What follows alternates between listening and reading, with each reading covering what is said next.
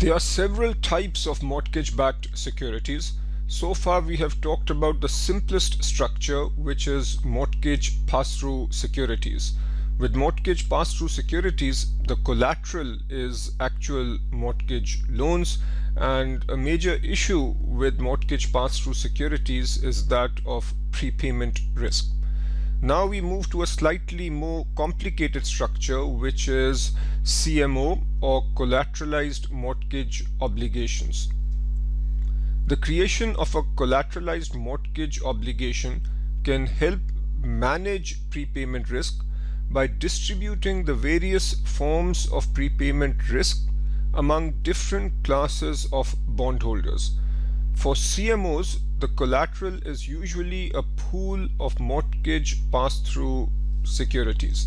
So this is the first major point, that here our pool or our securitized assets are not mortgage loans, but they are actually mortgage pass-through securities.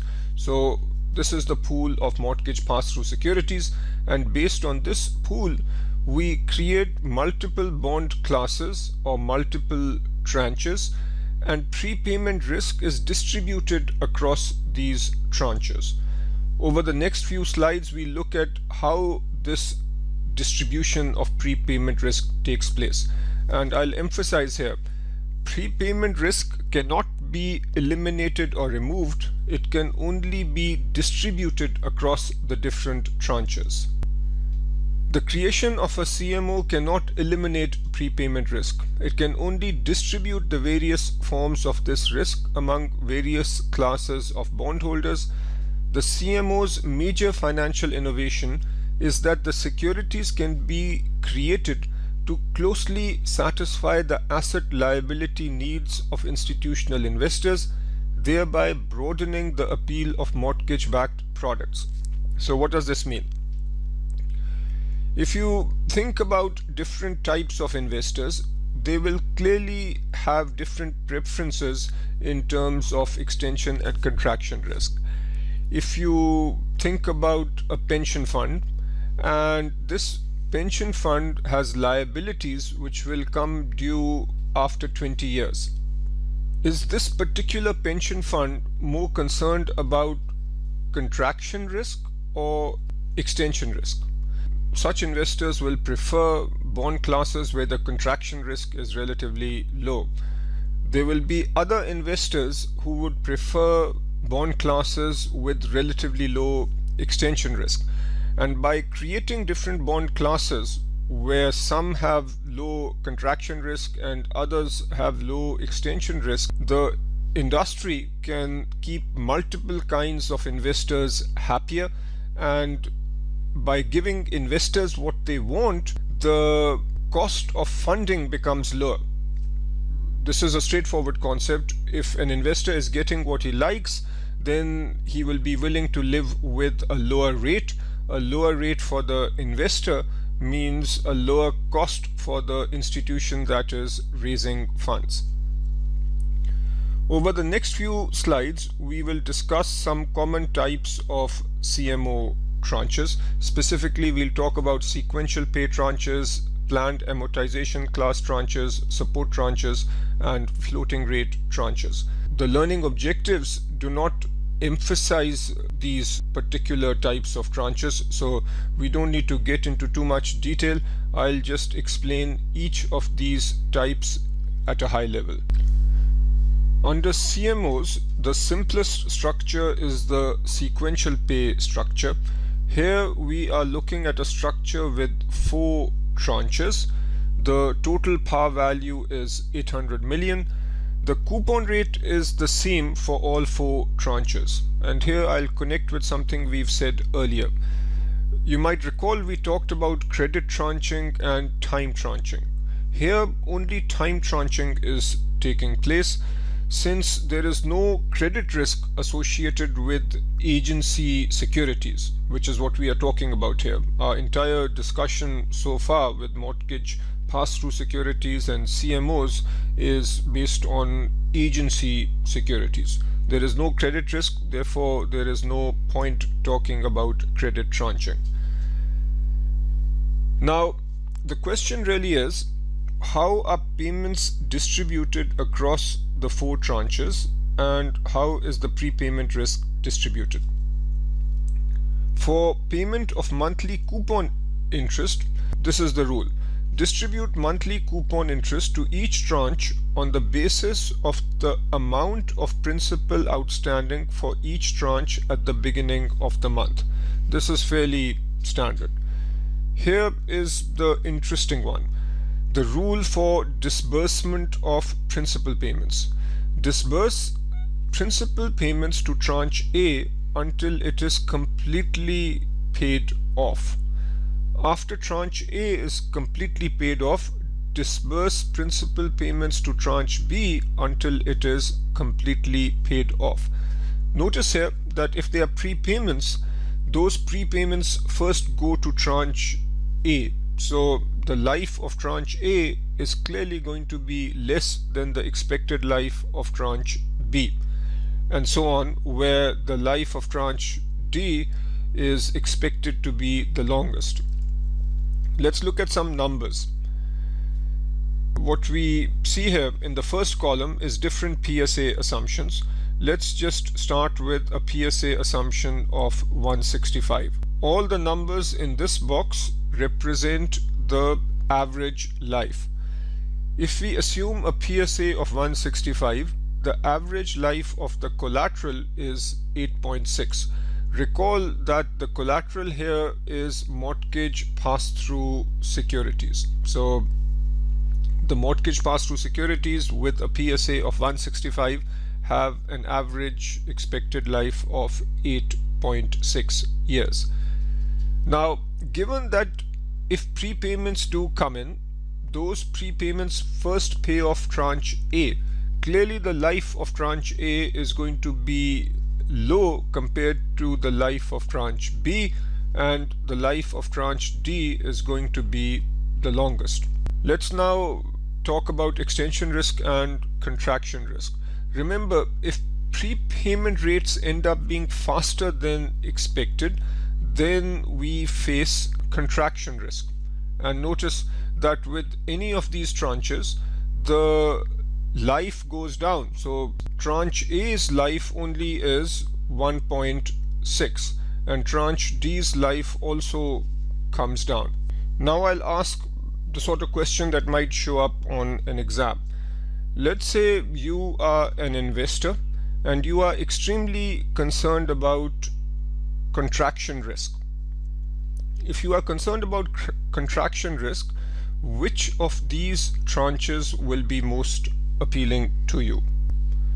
The answer is tranche D, because if you are concerned about contraction risk, you are concerned about the life of the security becoming too short, so you will definitely avoid tranche A, and between A, B, C and D, your preference would be for D, where chances are that the life of the instrument will be the longest. If there is another investor who is primarily concerned about extension risk, he doesn't mind a situation where the life of the tranche comes down, but it's a huge problem if the life of the tranche is extended, then clearly for that investor, tranche A will be preferable. So if extension risk is a major concern, then he will prefer tranche A. To summarize the main point then, with tranche A, the contraction risk is high and extension risk is low. With tranche D, the contraction risk is low and extension risk is high. With tranche D, this contraction risk protection comes because of tranches A and B, which are taking on the higher contraction risk. And with tranche A, the extension risk protection is coming because of tranches C and D, which are taking on higher extension risk. On the previous slide, we talked about the sequential pay structure. And if we consider tranche D, where the contraction risk is relatively low, even there, the life can vary from 7 years to 24 years depending on the prepayment rate. So there is a fair amount of variability. Let's say we have investors who are not comfortable with this much variability. For them, the solution is planned amortization class tranches or PAC tranches. On this slide, we'll study PAC tranches and support tranches, which allow us to have more predictability with PAC tranches. PAC tranches offer greater predictability as long as the prepayment rate is within a specified band. This specified band is also called the initial PAC collar, and I'll talk about this shortly. PACs offer protection against both extension and contraction risk. The greater certainty here in terms of the life of a PAC tranche comes at the expense of non-PAC tranches, which are also called support tranches. In many PAC structures, there can be multiple PAC tranches and multiple support tranches, but in this rather simple explanation, we will look at a structure with one PAC tranche and one support tranche. Now, what we see here is that as long as the prepayment rate is between 100 PSA and 250 PSA, the life of the PAC tranche is 7.7 years. This is the expected life. But notice the variability in the life of the support tranche. Here the variability is quite high. So what the support tranche is doing is it is offering protection for the PAC tranche, protection both in terms of contraction risk and extension risk. And more formally, let's read through excerpts from the curriculum. The support tranches defer principal payments to the PAC tranches if the collateral prepayment rates are slow. Support tranches do not receive any principal until the PAC tranches receive their scheduled principal repayment. Support tranches absorb any principal repayments in excess of the scheduled principal repayments that are made. This rule reduces the contraction risk of the PAC tranches. So these points are important. What is being said is if prepayment rates are faster than expected, then the support tranches absorb the extra principal that is being repaid. On the other hand, if principal payments or repayments are slower than expected, then the principal repayments, rather than going to the support tranche, go to the PAC tranche. And it is because of this that we have more predictability in terms of the life of the PAC tranche relative to the support tranche. I mentioned the term the initial PAC collar. Here the initial PAC collar is 100 PSA to 250 PSA. The collar implies that as long as prepayments are within this band or within this collar, then the life of the PAC is fairly predictable. If the support tranches are paid off quickly because of faster than expected prepayments, they no longer provide protection to the PAC tranches. So that is illustrated over here. If the prepayments are faster than 250, then the life of the PAC will be lower than 7.7 years. At the other end of the spectrum, if the prepayments are lower than 100, then the life of the PAC will be extended. But the major point here is that with the PAC structure, we have greater predictability in terms of the life of the PAC, and that predictability comes at the expense of the support tranche.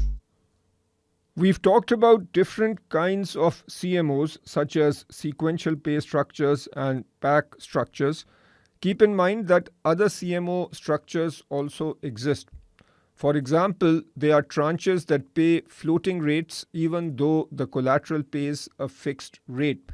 So you might be wondering how this can happen. The idea here is that a fixed rate tranche is equal to a floater plus inverse floater. If you look at interest rate over here, and we look at the payoff for a floater and an inverse floater, when interest rates go up, the payoff for a floater increases while the payoff for an inverse floater goes down. Notice that these two balance each other out. So collectively, the rate would be fixed. If we combine the floater and the inverse floater, the net effect would be a constant rate. And that's the point being made over here. So an SPV can issue both floaters and inverse floaters even though it is receiving a fixed rate. If interest rates go up, the SPV will be paying more for the floater but less for the inverse floater, and the two balance out. If interest rates go down, let's say interest rates were originally here and interest rates go down, then the SPV is paying more for the inverse floater but less for the floater, and again the two will balance each other out. So this way the SPV can issue floating rate securities, and investors who believe that interest rates will go up will invest in floaters, whereas investors who believe that interest rates will go down will invest in inverse floaters. And essentially what is happening here is that through this structure, investors with different views on interest rate movement will have their investment options. So far, we have talked about agency mortgage-backed securities, which are guaranteed either by a government agency or by a government-sponsored enterprise, generally referred to as a GSE. With agency bonds, the only real risk that we were concerned about was prepayment risk. Now we move to the world of non-agency mortgage-backed securities. These are not backed by the government or by a GSE. Hence, credit risk is a major concern, and we will talk about that on this slide. Another point to be made here is that ultimately agency mortgage-backed securities are backed by conforming mortgages. With non-agency mortgage-backed securities, that is not the case, and the mortgages are not necessarily conforming. Earlier in this lecture, we have talked about the concept of conforming mortgages. Now, some important characteristics of non-agency mortgage-backed securities. There are two important mechanisms that you need to be aware of. The first one is that cash flows are distributed by rules such as the waterfall that dictate the allocation of interest payments and principal payments to tranches with various degrees of priority or seniority. Now, we don't need to get into the details here, but if there are multiple tranches or bond classes such as A, B, C, and so on, there might be rules which say that payments first go to A and then to B and then to C, and very roughly speaking, this might appear to be like a waterfall. Hence, these rules or some of these rules are referred to as the waterfall. The second point is that there also need to be rules for the allocation of realized losses, and this is important because now credit risk is a possibility, and it is possible that there will be defaults on some of the mortgage loans. If there are defaults, that means there will be losses. If there are losses, then how will those losses be allocated? Rules have to be defined, and that's what we are talking about here. So these rules must specify that subordinate bond classes have lower payment priority than senior classes. In a sense, what is happening here is credit tranching, which we have talked about briefly before. There might be different bond classes such as A, B, C. We might say that A is the senior bond class and bond class C is the most subordinated bond class. We might say that if there are losses, then C will have to absorb the losses first, and then losses will have to be absorbed by bond B, and finally by A. If as investors we want to forecast the cash flows associated with each of these bond classes, then clearly we need to make assumptions about default rates, and we also need to make assumptions about recovery rates. This is material that we talk about in more detail in other readings. Next point. In order to obtain favorable credit rating, non-agency mortgage-backed securities and non-mortgage asset-backed securities often require one or more credit enhancements. At a high level, we can either have internal credit enhancements or external credit enhancements. Let's talk about internal credit enhancements first. Here are three types of internal credit enhancements: senior subordinated structures, reserve funds, and over-collateralization. We have talked about the senior subordinated structure several times. So if we have bond A as senior, B as subordinated to A, and C as subordinated to B, then through this structure, clearly A has a higher credit rating relative to B and C. So we can say that through this structure, A has been given some credit enhancement. In terms of reserve funds, there are two forms that this can take. One is simply extra cash. So this would be a deposit made by the SPV. Obviously, if there is extra cash that is added by the SPV, that makes investors more comfortable, and this is one type of an internal credit enhancement. Another category here is an excess spread. The idea here is also fairly straightforward. Let's say that our pool of collateral pays a rate of 6%, and let's say that the service cost and other costs amount to 1%, which means that 6% minus 1% gives us a pass-through rate or a rate of 5%. But the amount that needs to be paid to the investors or the bondholders is 4.5%. So this extra 0.5% represents the excess spread. When there is an excess spread, that also is one type of an internal credit enhancement. We can also have over-collateralization.